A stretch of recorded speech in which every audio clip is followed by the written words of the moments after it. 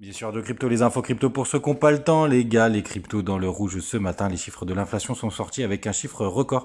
On regardera rapidement tout à l'heure du côté de la map, c'est vraiment très très rouge. Le BTC est repassé sous les 30 000 dollars, on est à 29 300, on perd 3%. Ethereum juste en dessous des 1700 dollars en 1770, il perd 7%.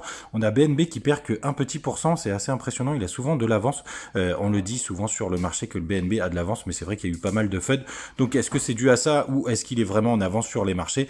Je vous laisse votre avis du côté du reste de la map, c'est vraiment dégueulasse. On a Missile Sol qui perd 8%, pareil du côté d'Avax, Matic aussi qui avait pas mal performé et Link, en gros, tous ceux qui avaient pas mal performé ressouffrent ce matin. Du côté du weekly, les gars, je commence là-dessus parce que demain il y aura la clôture et vous voyez, on est dans le rouge. Alors est-ce que ça va nous permettre de démarrer un petit W weekly? Ben, les gars, c'est un peu trop tôt pour le dire. Dans les bonnes nouvelles, on a quand même MACD qui commence à décélérer, mais c'est vrai qu'on pourrait même avoir un gros flush qui aurait la même position. Et ensuite, ce que je voulais vous montrer, c'était surtout le RSI, parce qu'on est sur un point très intéressant. Vous voyez, juste ici, c'était le point qu'on avait connu pendant le crack Covid. Et si on repart dans le passé, pendant le bear market de 2018, vous voyez qu'on l'a traversé. Donc c'est vrai que ça nous laisse encore un petit peu d'espace, même si on est sur une zone de rebond. Et si on redescend même jusqu'en 2015, vous voyez, on l'a dépassé par deux fois sur ces deux zones-là. Donc pour le coup, est-ce que ça va nous permettre de repartir à ce point-là où on voit qu'on a encore un petit peu de marge pour descendre? Les gars,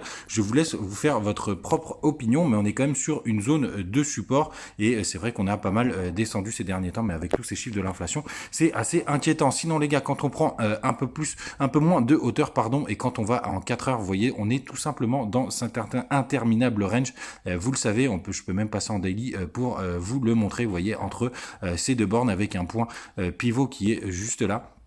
Donc c'est comme d'habitude, on souffre dans ces ranges là, donc les gars, faites attention si vous faites du scalping ou du day trading, parce que pour le coup c'est assez violent, hein. Vous voyez, dès qu'on traverse, il peut y avoir une bougie qui vient tout annuler, donc c'est assez costaud à suivre. Le 3D, c'est un peu trop tôt pour dire si on va creuser. Vous voyez, on recule un petit peu avec le petit flush qu'on a connu hier, et donc pourquoi ce flush, les gars? C'est avec cette inflation qui a atteint un niveau record avec 8,6% du côté des États-Unis. Et ça, pour le coup, ça veut dire aussi que la Fed n'a pas pu contrôler toute cette inflation et que ça continue d'augmenter. Voilà les gars, vous savez tout.